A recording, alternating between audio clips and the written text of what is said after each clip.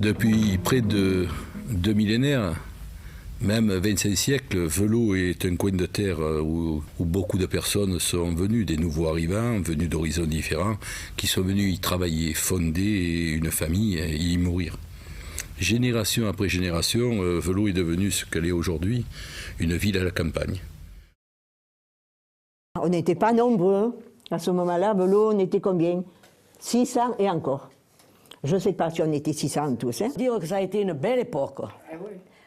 Ah ouais, mais je regrette, on était plus jeunes. Oui. Bon. Putain, c'était le beau temps. Hein. Et ici, il y avait un cinéma. Non, à la salle des fêtes, il y avait un cinéma.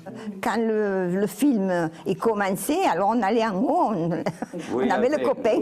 On allait au poulailler, on était en haut au poulailler, nous. Mais tout le monde était au poulailler. On frontait dur, hein. Ça brillait, je te le dis. Putain.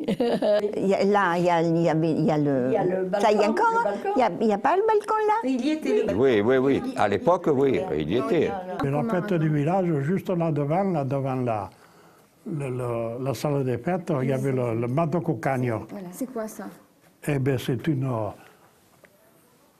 perche, là, une barre. Oui. En haut, ils y mettaient une roue de bicyclette et tout autour, il y avait des bons. D'accord. Il fallait monter là-haut, décrocher un bon et voilà.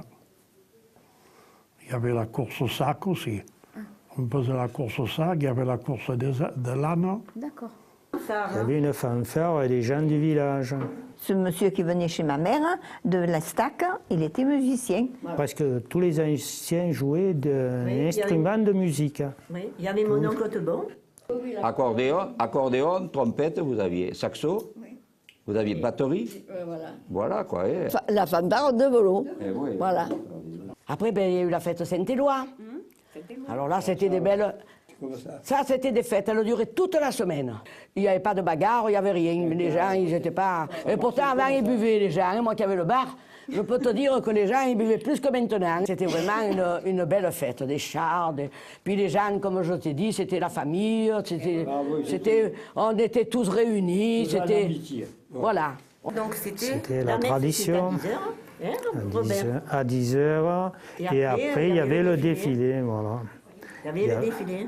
On avait le défilé, on passait devant l'église, le prêtre nous bénissait, tu vois, puis après, voilà, il y avait des voitures après, hein, tu te souviens? Il y avait des voitures qui étaient un peu, comment on appelle ça, fleuries. Voilà, c'était pas des chars, hein, c'était des voitures, hein, voilà. C'était les particuliers qui pesaient les chars. D'accord. Nous, on en pesait, mais mec qui était encore ami là, elle en pesait. Mais entre une chose et l'autre, ça a duré à peu près 78 ans. Les chevaux, ils passaient là avec les chars et le prêtre était là-dessus et il bénissait les chevaux. Et ça se passait devant l'église. Ça se passait devant l'église. Le prêtre se mettait sur la barrière et il bénissait les chevaux, mais que les chevaux. Alors ils étaient soit montés par un enfant de la famille, et alors on y mettait une belle couverture blanche, voilà.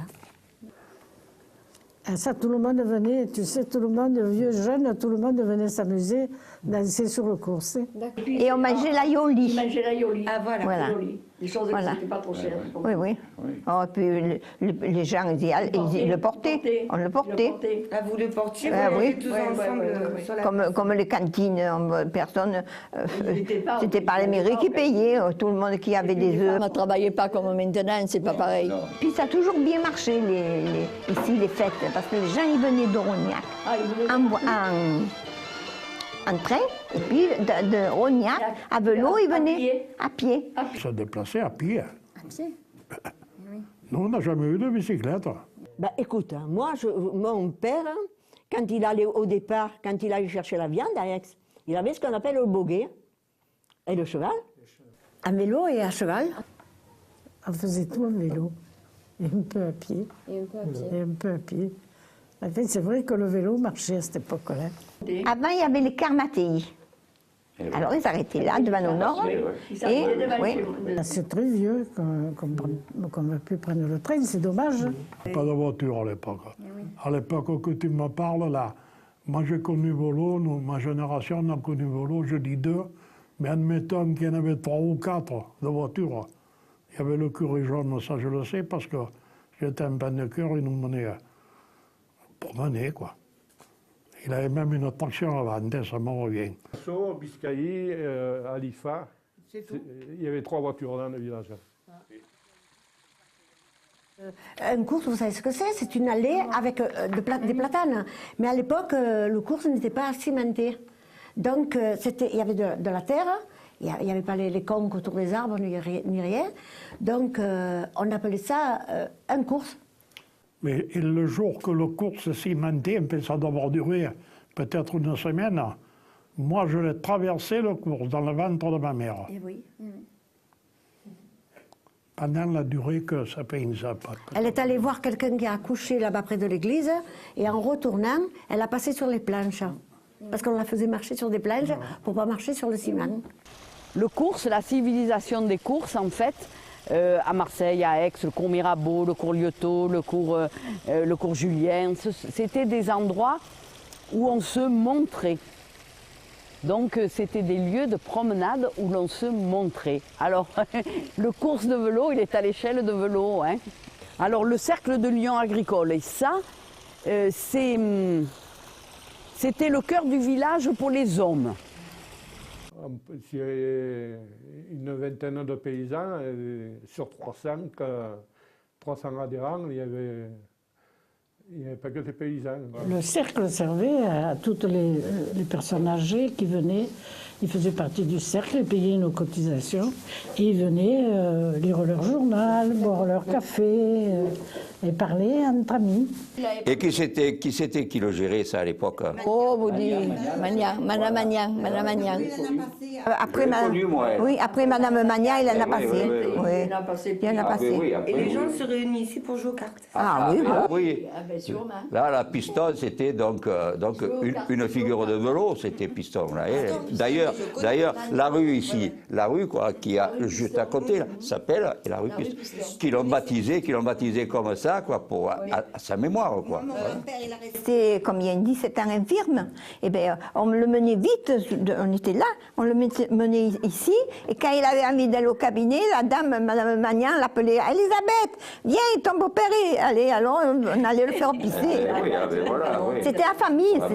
On se connaissait tous à l'époque, c'est ça, quoi. Le samedi soir, le concours de belote, et après on jouait, dans la journée, on jouait aux cartes, on faisait des belotes, du rami, et après c'est un jeu que maintenant ça s'est perdu, au stop. Au cercle, il n'y avait pas trop de femmes. Il n'y avait pas de femmes. Il y a toujours eu des commerces sur le tour de la place. Hein. Ils ont changé, même dans le coin là-bas, il y avait une autre épicerie. Au début du XXe siècle, il y avait 54 commerces dans Velot. Moi, j'habitais en bas au Barry. Il peut monter, de mauvaise côte. Il y avait dans le coin, dans Montana, dans le coin, il y avait un magasin d'épicerie, comme on dit. Avant, il y avait la douane, comme on appelle ça, l'octroi, voilà. L'eau de vie, on faisait des papiers pour l'eau de vie, les papiers pour le vin, pour les paysans qui avaient, voilà. Alors les commerces, il y avait donc 2 boucheries, Barré, mes parents à Liaumont. Tu avais 3 ou 4 épiceries, une dans la Grande Rue. Ah, ça, je ne me rappelle pas. Tu te rappelles pas? Non, non. Comment c'est qui s'appelait Seguin, Nini Seguin, dans la Grande Rue. Dans la Grande Rue, oui, il y avait une dame qui vendait des casseroles, des trucs comme ça.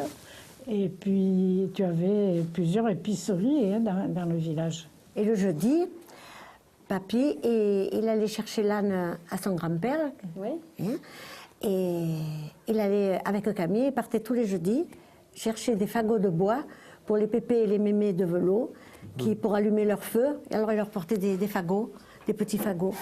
Et une fois, Camille et Pierrot, ils étaient là-bas en dessous le château, là-bas, dans les Reynards. Et là, ils s'étaient enfangués, ils avaient chargé un gros tronc, tous les deux, ils s'étaient crevés, mais bref.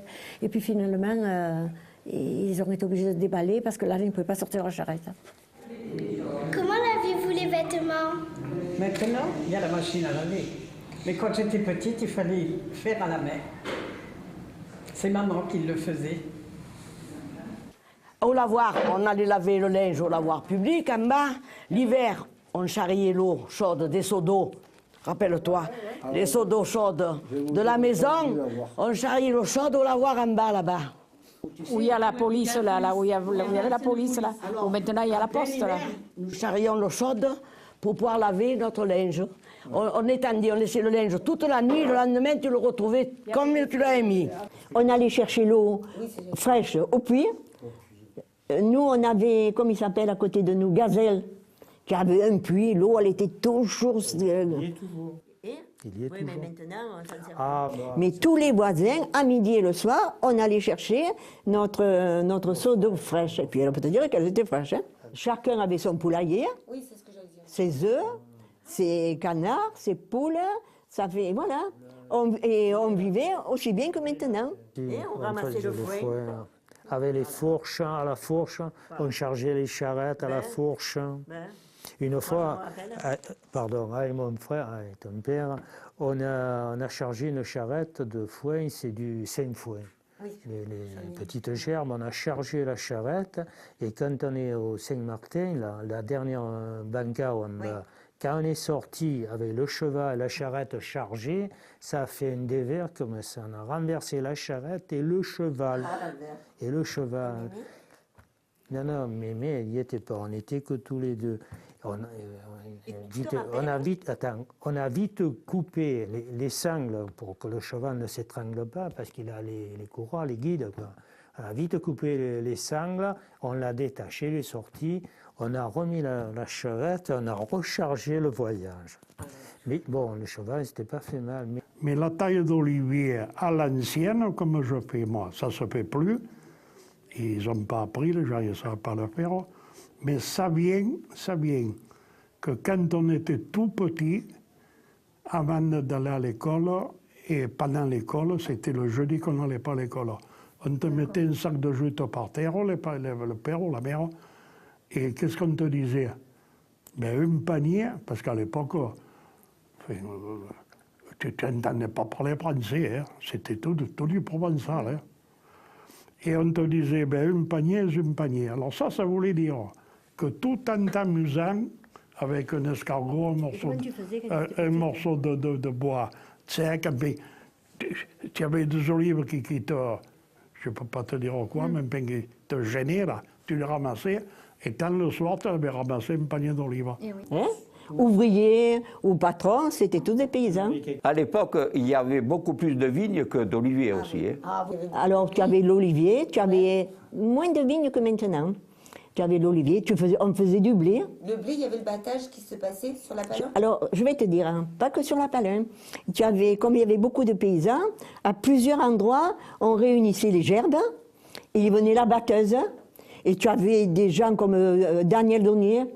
Tu te rappelles, là? Ils s'embauchaient pour pour faire la saison. Au monument aux morts, c'est des gens qui commençaient le matin à 6 heures, en plein soleil. À midi, ils venaient manger, ils repartaient de suite jusqu'au soir 7-8 heures. Ils mangeaient, on les faisait manger, et ils couchaient sur la place. Moi, je me rappelle de ça. Ah ouais, il y avait beaucoup de de camaraderie. Ouais. Quelqu'un était en retard pour les vendanges, les autres allaient l'aider. Pour les moissons, pour n'importe quoi. Tailler les oliviers ou n'importe quoi, ou labourer. On se prêtait les chevaux. Un garde champêtre et un garde-chasse. C'était un garde-chasse. Alors, il partait avec la charrette, avec le mulet. Il avait un mulet. Et, tu sais, dans ces charrettes en bois, il y avait un tiroir. J'ai encore son fusil, il avait fait cadeau à Émile. Il se plie en 3. Un calibre 20, non en 2 comme ça. En 3, moi. En 3, Et c'était des gardes-chasse, c'était des braconniers. Oui, c'était une carabine. Voilà. Une carabine. Mais tu vois, tout le monde le savait et ils en faisaient profiter tout le monde. Hein. Ils posaient des collets. Moi, je me rappelle, mon père, après, il est... Il y avait Kaya, c'est un surnom aussi. Kaya, dans les oliviers, des esprados, il posait les collets. Mon père bisquait parce qu'on montait avec les chiens. Les chiens s'attrapaient. Docteur, il y en avait qu'un sauvé. Et alors, je vous dis que ça, hein. Je ne vous dis pas le reste. Et les... Mais que moi... Il était comment? Vas-y, explique-toi, vas-y. Il aimait voir les femmes, quand il va les femmes jeunes, il aimait bien toucher tout. S'il vient pour ça, c'est toucher tout. C'est les habiller à moitié. Moi, j'ai jamais aimé. C'est un peu docteur. Pour une visite d'une oreille, il faut se déshabiller. Ouais. Tu veux dire que si tu as mal à la gorge, il te... Il te déshabillait, il te faisait le culotte. C'est une fois, ça m'a suffi. Madame Griffet, c'était, comme on peut dire... L'appariteur. Elle annonçait, elle venait, et tu sais, elle n'avait pas ni micro ni rien. Elle parlait fort. Elle disait, voilà, demain, sur la place, il y aura tel marchand. Ou bien la mairie vous fait dire telle chose. Hein. Ah, d'accord. Tu vois, elle faisait le tour du village, une bonne femme un peu grosse, voilà. Elle faisait le tour des rues. Elle annonçait les marchands qui venaient, qui avaient sur la place, voilà. Et tous les événements. Et elle, c'est elle qui annonçait le poisson. Alors, comment fait la Golebourse du Roi, voilà. Attends, je ne me rappelle plus du nom de cela, Dorian. Oh là là, si, c'était ambulant, qui allait acheter une casserole, des fourchettes, des couteaux, tu vois, il avait de tout. Il venait de Rognac. On aimait... La fromagerie du Roi aussi qui passait, là. Oui, il passait. Et puis alors, tu avais la plubieuse là, qui faisait les rues, puis qui disait « Au pays, il y a un poisson », toutes des choses comme ça. Et les guisères, ça je me rappelle, qu'on faisait aiguiser les couteaux, les ciseaux. Il y a un maréchal Ferrand qui venait, il habitait Lançon. Le caïfa. Tu te souviens du caïfa? Oui. Pierrot, toujours il m'en parlait. C'était un homme qui passait avec un genre de brouette, de carriole. Une carriole à 3 roues. À 3 roues. Une devant et 2 derrière. Et 2 derrière, voilà. Toujours il me disait ça. Et il s'appelait le caïfa. Ce bonhomme, il travaillait pour le caïfa. On l'avait baptisé caïfa. Parce que dans Melot, je pourrais t'en citer, moi, des surnoms. Tout le monde avait son surnom. Mais, par exemple Seguin-là. Oui, tout bien. Eh bien, Seguin, il t'envoyait sa facture, là. Oui. Et il était marchand d'engrais, de charbon, de pointe, de ci, de là. Mais il y avait Seguin dit Toubeau. D'accord. Parce qu'il était plus connu sous le nom de Toubeau que de Seguin. Même Camille, des fois, les gens, à Ventabren, il paraît qu'on n'appelle jamais Camille ni Seguin, on l'appelle Toubeau. Rabanier, il avait dit Sardine. Il avait appelé oh là là, mais il croyait que c'était son nom. Et il ne savait pas. Il croyait. Eh bien, parce qu'on lui disait Sardine, c'était un surnom. Ben nous, c'était les grands. Les grands. Les grands, mon point. Et oui, parce qu'ils étaient tous grands. Oui. Même tonton Joseph, c'était l'Ojibous. Il était un peu beau sur lui. Mais il était tellement grand qu'il se tenait comme ça. Il avait un tambour, tu sais, à montagne là.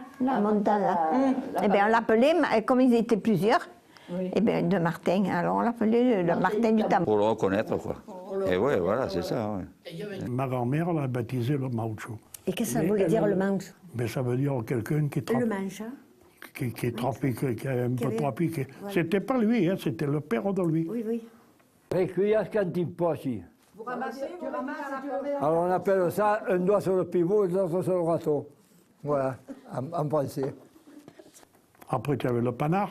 Oui. Marie Desplan. Dessous, tu avais Beaufigue. Souvent, on disait Titin Gaillard, on ne savait pas qu'il s'appelait Roi.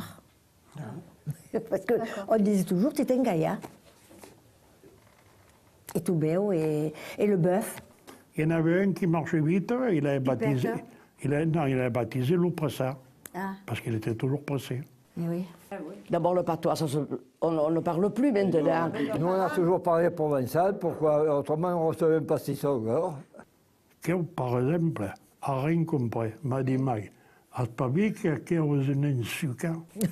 C'était un sucre parce qu'il ne parlait pas sa langue. Ah non, ça non, à l'école non. Ah non. Les professeurs, il parlait français. À l'école, on parlait entre nous, les collègues, en provençal, à la récréation. Quoi. Oui. Moi, je dirais un mensonge, moi. Si dans l'année, à la Maison Donnier, on entendait 10 paroles à l'année, hein, en français. Ça, c'était l'école. Elle a été construite pour être une école. Elle est caractéristique des écoles de cette époque, avec les deux petits préaux, avec les cagadoules, les petites toilettes qui sont restées. On se faisait tenir la porte quand on était petit pour pas que les garçons... On rentre en classe. C'était la récréation. Tu sais ce que c'est la récréation? C'est quand tu descends, tu t'amuses, après il y a la clochette et tu remontes là-bas. Nous on n'a pas la clochette. Nous c'est une sonnerie. Nous on appuie sur un bouton et ça y est, ça envoie un bruit. Les professeurs étaient plus gentils à votre époque ou pas? Si, ils étaient gentils. Et il fallait être sage, il fallait bien travailler. C'était quoi les heures de punition? Ils mettent le bonnet d'âme. Ah oui. Tu connais ça, le bonnet d'âme? Non. Mais quand ils n'étaient pas gentils, alors tout le monde il était derrière. Ouh, que tu as un bonnet d'âme, que tu es moche. Tu es vilain. Tu es vilain. C'était un chapeau en papier avec des oreilles d'âne. Et puis on te les faisait promener tout autour de la cour. Et puis tous les petits, ils faisaient les cornes, les cornes. Parce qu'ils n'avaient pas été sages, qu'ils n'avaient pas bien travaillé. Est-ce qu'il y avait plus d'élèves dans la classe? Oui, on était nombreux, on était une trentaine dans la classe. Entre les trois classes, il y avait 32 élèves. Moi, j'étais à l'école des filles, on était séparés. Les garçons en haut et nous, l'école des filles en bas. Ah oui, il y avait l'école des filles et l'école des garçons. On n'avait que deux institutrices, une qui faisait cours-préparatoire hein, élémentaire, première et deuxième année. Toi, on était dans une salle. Et puis, il y avait une autre institutrice qui faisait cours moyen, première et deuxième année, et certificat d'études.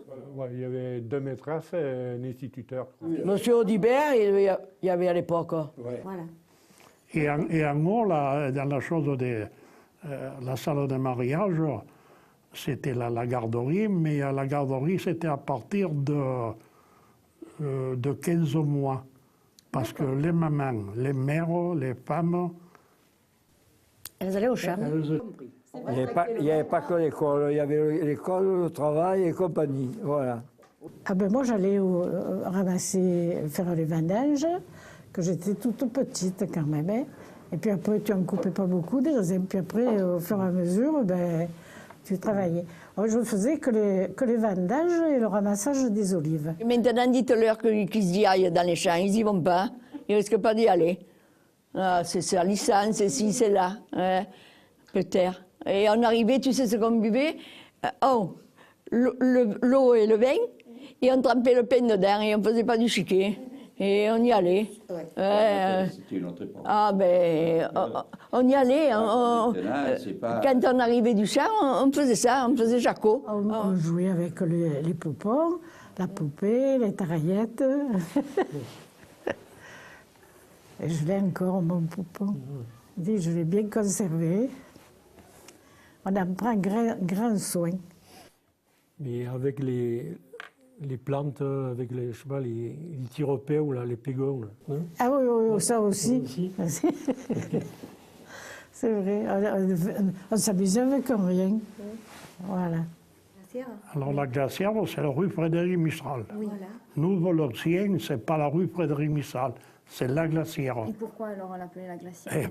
Parce qu'il fait froid, le Mistral, ça engouffre là. Et c'est une rue qui fait très froid. Donc parce qu'il y avait une glacière et aussi parce que partant de Mistral, on se gèle. Englobé dans ce rempart, c'est l'ancien village. Où il y a le musée, c'était qu'une vieille tour. Hein. Eh bien, on jouait toujours là-bas. Enfin, on ne l'avait pas interdit. Ouais. C'était pas interdit.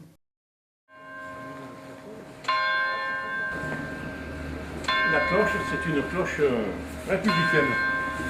Le mois de mai, tous les jours, on avait les vêpres. C'était Tous les soirs, on avait très les vêpres. important. Ah oui, c'était beaucoup plus important. La religion comptait beaucoup plus que maintenant. Ah oui. Elle disait aussi, le curé est allé extrémonder telle personne, pour dire, il donnait l'extrême onction. Ouais. Elle était... Ah, ben oui. Extrémonder telle personne. Et les garçons, je ne sais pas si tu as été enfant de cœur. Oui, pas longtemps. Tous les garçons étaient enfants de cœur. Moi, j'ai fait comme tout le monde, j'étais enfant de cœur. Et oui. Et même Mémé, elle avait une chaise qui portait son nom dans l'église. Et elle payait une petite quelque chose pour avoir sa chaise réservée pour elle. Et il n'y avait rien d'autre que le village, aucune maison, rien autre que le village, rien. La première que j'ai eu la télévision. Les gens venaient voir la télévision le soir, en famille, et nous écoutions notre télévision, et c'était pourtant le bar. Les femmes, enfants, les hommes, tout le monde. C'était une grande famille. C'était vraiment le petit village, là, quoi. Là, on a toujours dit Velot Petit Marseille. Oui. Ça, on l'a toujours dit, tout le monde. À la guerre, 750 habitants. Vous se connaissez tous, pour ainsi dire. Nous sommes à l'arrière de la mairie de 1906. Donc cette petite courette a servi de prison. Surtout pour les trimards, c'est-à-dire les vagabonds, les SDF de l'époque. Les vagabonds, les trimards, on les mettait là pour qu'ils passent la nuit et ils ne risquaient pas de partir, les pauvres. Hein. C'est clair. Hein. Nous, on était commerçants d'en bas, et eux, ils étaient commerçants d'en haut. Et oui, nous, on faisait partie de la partie haute. Oui. Ça, là, c'est le mur du bassin et on voit l'emplacement de la porte en fer par laquelle on pouvait y pénétrer. C'était une des premières fontaines, République française, liberté, égalité, fraternité. Hein. Alors, les Génoises, ça servait à préserver du soleil les pièces qui étaient juste sous les toits. C'est mon village. Et là, il y a une centaine de personnes, là, encore. Ah oui, c'est vrai, on n'a pas parlé de lavoir. Il y avait le lavoir. Ouais, les gens, par rapport au linge, ils avaient leur linge... Là, au Proventrium, c'était ouvert, c'était tout ouvert. Hein. Ben, mon beau-père, il faisait le marché. Il faisait le marché là-bas. Il faisait un tambouille. C'était l'intendant là-bas du Proventrium. D'accord. Le souterrain du château. Il y a plusieurs souterrains parce que, bon, on sait qu'ils sortaient sous le château, mais quand ils ont voulu faire des travaux à mon village, ils voulaient construire dans le parc et ils ont fait des sondages. Et ils sont tombés sur plusieurs souterrains, donc c'est pour ça qu'ils n'ont pas eu d'autorisation. Du jour où Daniel Dornier m'a dit que son père lui disait, mon père nous disait, les longs jours, le soleil se lève à l'Intabrin. Et après, j'avais demandé à ton grand-père, regretté Pierrot, j'ai dit, et les pichous, il m'a répondu, et les pichous ont coulé redou. Alors déjà, j'avais les repères du calendrier agricole.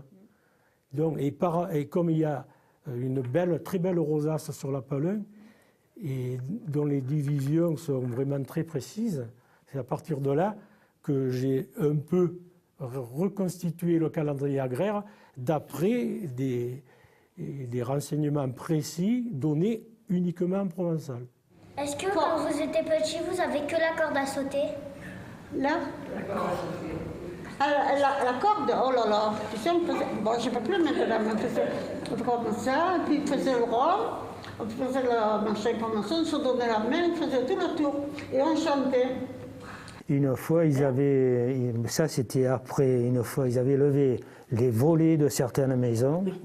Ils les avaient mis sur la place, comme ça. Ils avaient pris tous les pots de fleurs des mémères et ils avaient fait un étalage comme si c'était pour la vente. Oui, oui. Ah non, mais c'était... Ah oui. Sur la place, un dimanche matin, les gens, ils invitaient, il y a un marchand de fleurs. C'était les pots de fleurs des... Tu vois, quelqu'un typique. Est-ce que les chèques existaient? Non. Ah non plus. Non. Les chèques, on ne savait pas ce que c'était. Non.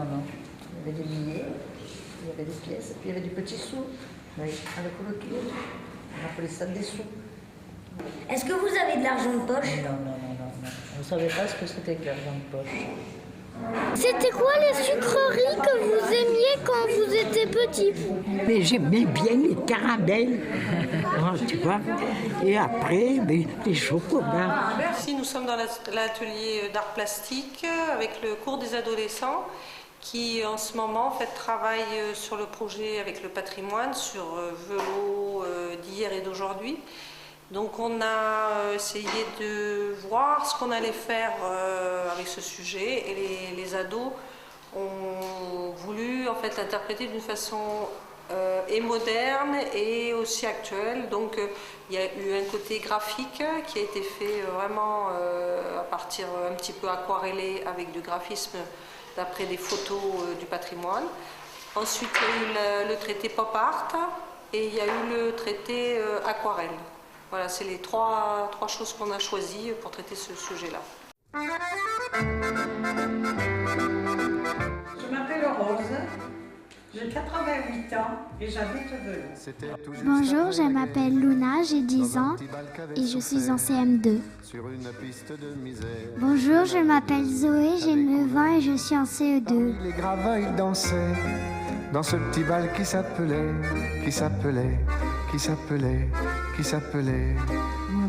On mettait un pick-up, des fois il n'y avait pas d'orchestre. Des fois, il n'y avait pas d'orchestre, c'est-à-dire qu'on écoutait déjà des disques. Puis avec un tourne-disque, et puis c'est tout. Quelqu'un qui s'occupait, qui mettait les disques, et puis voilà. Est-ce que la musique vous donnait envie de danser? Ah oui. Quand j'étais plus jeune, parce que maintenant je ne peux plus. Et quel type de musique et quel type de danse? Beaucoup les valses, les tangos, le passe doble. Moi j'ai beaucoup dansé la valse, oui.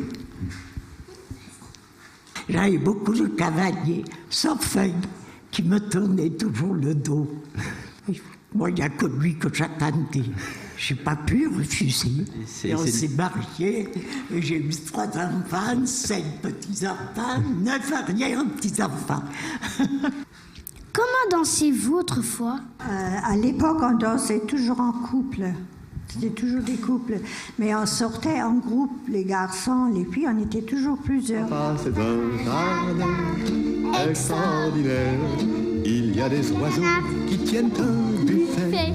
Ils vendent du grain, des petits morceaux de gruyère. Comme clients, ils ont Monsieur le maire et le sous-préfet. Elle vint près de moi et la dit sans manière. Vous me plaisez beaucoup, j'ai mes âmes dans les yeux brillent. Puis ce qui est bien dans cette chanson, c'est que ça va doucement, il y a un bon rythme. Voilà. Et vous trouvez ça joli comme chanson? Oui. Moi, la plupart des musiques que j'écoute, en fait, ça s'appelle du Linkin Park. Et on y comprend un petit peu rien du tout, c'est parler vite. Ouais. Et c'est un petit peu, on dirait qu'ils disent n'importe quoi, rien du tout. Restons français. Inévitablement, chacun à sa manière a tracé un petit bout de cette ligne imaginaire qui marque la frontière entre les générations de l'avant et celles de l'après. L'arrivée du progrès et des nouvelles technologies ont marqué chaque génération, faisant avancer l'humanité dans le sens de son histoire.